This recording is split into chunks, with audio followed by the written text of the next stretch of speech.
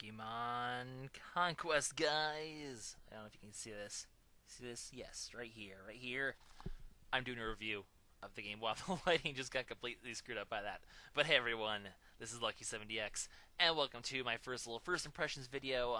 Whenever I get a new game, I might do one of these first impression videos. Hopefully, I can let you guys know a little bit about the game without posting really any spoilers of any sorts. Maybe after I play it for about a few days to a week or so, I'll just go ahead and let you know what I think about the game, and maybe based on my opinion, you can decide whether or not you feel like it's a good game for you. Kind of explain it without spoiling anything. And for those of you who are, just to make this clear, this is a first impressions video. I've only played it for about a week. I'm not that far in it, so this isn't a review. My pros and cons, they could easily change by the end of the game. I don't really know what's in stock. I don't really know what's going to happen. So really, I don't know. So Pokemon Conquest, though, very, very interesting game, and definitely something I've always wanted to see. A Pokemon tactical RPG. Now, so you guys can always say, oh, you have Mystery Dungeon, but it's not really the same. This is like a tactical RPG that could really go up there with the great big tactical RPGs, Fire Emblem, Advance Wars, Final Fantasy Tactics. This game, probably if I have to pick one, it's closest to Final Fantasy Tactics.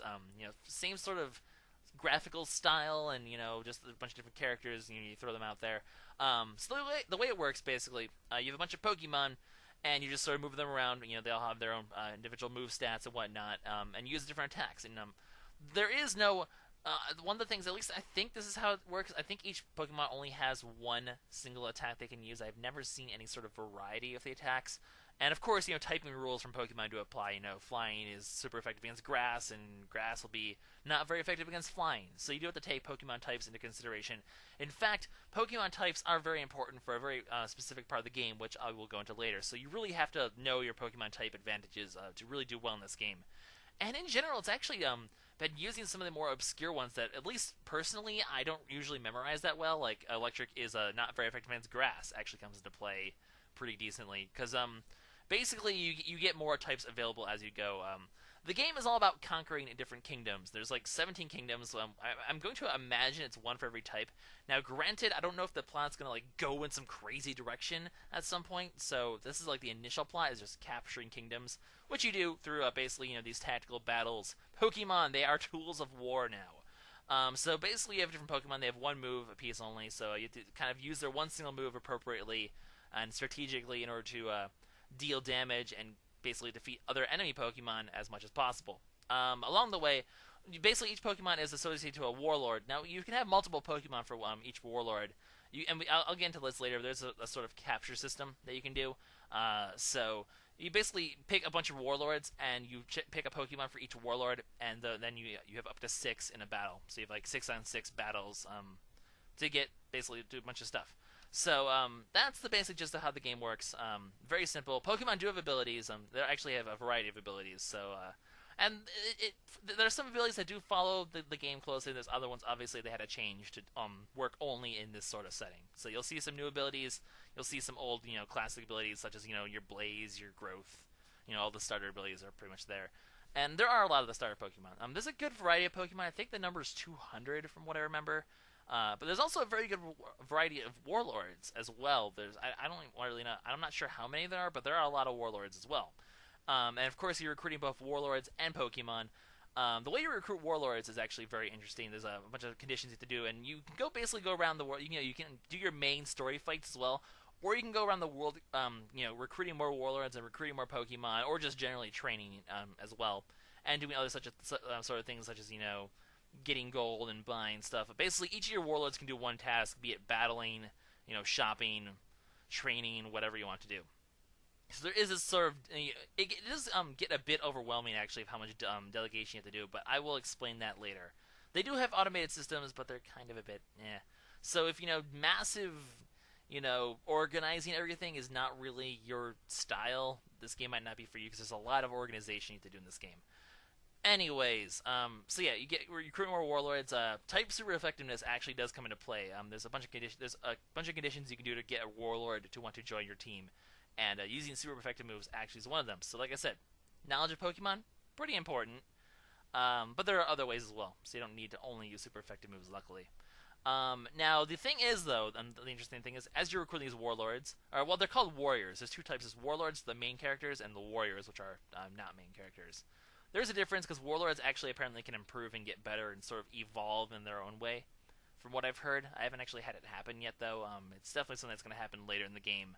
Pokemon evolution, happens once. It's a major event. I haven't gotten any of those yet though. I'm actually sure how you evolve Pokemon because levels. There's no such thing as levels really. You gain power according to some. Well, you gain strength for fighting. It's all according to this really weird system that I'm going to go into when I talk about the cons of the game. There's sort of a bit of a weird system for strengthening your Pokemon, but you also improve their link with their respective owners, which does come into play for powering up your moves and other sorts of stuff. Now, the cool thing about it is each Warlord does have a unique Pokemon that they can have on a 100% link with, each Warlord and Warrior. I'm going to kind of use the terms interchangeably, even though they're not supposed to be. Sorry. But there's like each Pokemon, each trainer basically or warrior has a Pokemon they can link uniquely to. So basically, you have to go around finding a bunch of Pokemon and sort of match them to their appropriate warriors in order to get your maximum efficiency. So if you really want to delve into the game, the combat's surprisingly simple. One attack, you just move around. It's very simple. It's very fast. But the underlying mechanics of the linking system and powering up your Pokemon and really just making the most efficient team possible, it's actually surprisingly complicated. Even more so when you have like 30, 40, 50 warriors like to manage at once. And luckily the game does give you automated options as well. But at the same time, you still have to manage 50 different warriors and a gazillion different Pokemon. And it is actually it's a lot of work to delegate that much stuff. It's definitely a bit overwhelming, in fact, even for me. And I tend to like these kind of complicated stuff, but the system is a bit overwhelming of how much you actually can do to customize your team, despite the limited number of Pokemon and the very limited number of moves. So it's a simple game, very simple thing. So much faster than games like Tactics and Fire Emblem. Like, battles take minutes as opposed to hours, which is awesome, really. I do like how fast-paced it is. It's definitely really cool that it's so fast-paced. But it's a surprisingly complicated system as well behind it. So, those of you who like simple, fast combat, you'll be happy. Those of you who like a really complicated system behind it, you'll also be happy. I'm pretty sure the complicated system isn't necessary to enjoy the game, but it's there if you like it. So, I guess that's a pro. So, in the end, so far, very cool game. Lots of things I still have to learn. Lots of things I need to train my team still. I'll be playing it for a long time to come. I'm not sure how long it is. I really have no idea how long a game like this is going to be. So we will see. And of course, training all your Pokemon and maxing out their links are going to be a task in themselves, certainly. So there's enough replay value as well, I'm pretty sure. Anyway, so the pros of the game. The pros, I would say, you have a decent variety of Pokemon. The battles are very fast and very simple, which is really nice. So that's definitely a huge pro. But you also have the complicated system. Like I said, very nice pro as well. All the warriors do have their own powers as well, so they are pretty. While some of the sprites are very repetitive, they're still rather unique, and you'll certainly have ones that you do favor to use over the other ones. So it's pretty cool like that. So all in all, it's a really good system. It's definitely an interesting tactical game. I think it can compare to games like Final Fantasy Tactics and Fire Emblem. I think it can compare.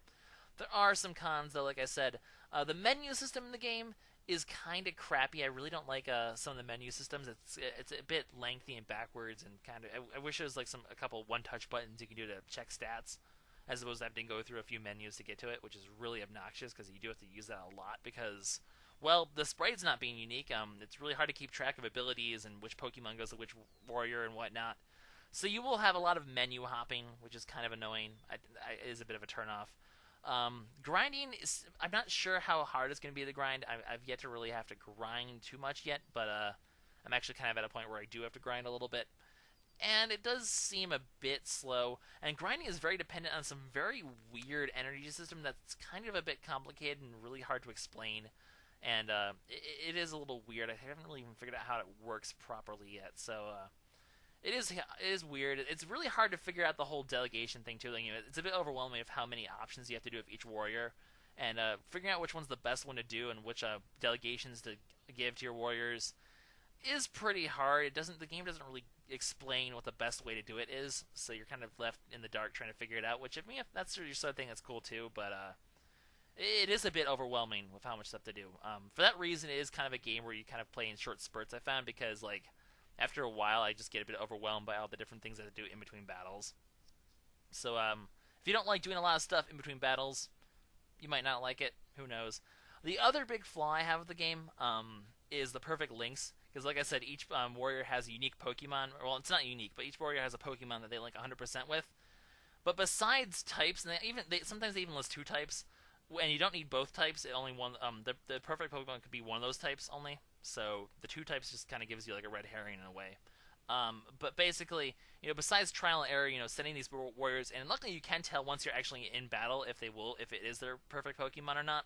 You don't actually have to get it first. You can actually just tell by looking. But you do have to bring that warrior into battle before you can see, so it is a lot of trial and error to find which Pokemon goes to which one. And in the end, I'm not really even sure if it's going to be worth it. I don't know what these perfect links do yet. They're supposed to do something really good, and they're supposed to be really good to do something like that, but I don't know what they are yet. Whether or not it's worth doing so much, who knows?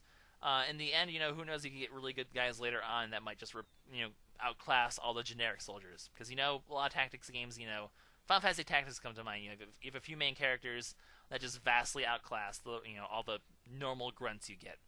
So in the end, powering up the normal grunts, worth it? I'll have to see in the future. I am doing it anyway, but we'll see how good it ends up being. So all in all, it's a very simple, fun game. Sometimes it can be a bit complicated and overwhelming, though, so if you don't like, all that micromanaging behind the scenes, it might not be your sort of thing. It might be a bit grindy as well, depending on how much you want to do with these, and a lot of trial and error, depending on how perfectionistic you are. I am very perfectionistic. But if you want a simple Pokemon game that actually does work in a tactics environment that could essentially rival, Final Fantasy Tactics and Fire Emblem, I would say this game can actually hold up to them. I think it does hold a candle to the all those big ones. Oh, Disgaea is also another big strategy RPG. I think you can compare this game to Disgaea, Fire Emblem, and whatnot. And I think it does hold its own, and it's still decently unique. It does take the Pokemon system, and it works. So I do recommend the game if you're into Pokemon. Especially if you're into tactical RPGs, I think you'll enjoy it. If you're into Pokemon but you're kind of a little hesitant about the whole tactical part of it, then you might be a bit overwhelmed. So you might want to look into that first before you decide. Kind of a bit of a scattered first impression, very long, but those are my thoughts on Pokemon Conquest. A little overview of the way the game works and my pros and cons for it. So hopefully, maybe I've helped you decide whether or not it sounds interesting. If you like a complicated system but really simple gameplay, it works. And the simplicity compared to those other tactical RPGs is actually really refreshing. So if you've always been put out by how long those battles are, this game actually would work for you because the battles are actually really short, and it's kind of nice actually. It knows it's a handheld. Handheld games have to be short, so it works. It definitely works. So yep, that's it for this first impression. Let me know what you think. Hopefully you guys found this informative and helpful, and I hope I will see you guys for more of these in the future when I get them. And I'll also do reviews as well. I don't know if I'll review this game. I have plans for what I want to do for reviews, though, so you might see those in the future. So if you like this series, let me know, and I'll continue it. That's the plan, guys. This is LuckySevenDX, signing out. Bye-bye.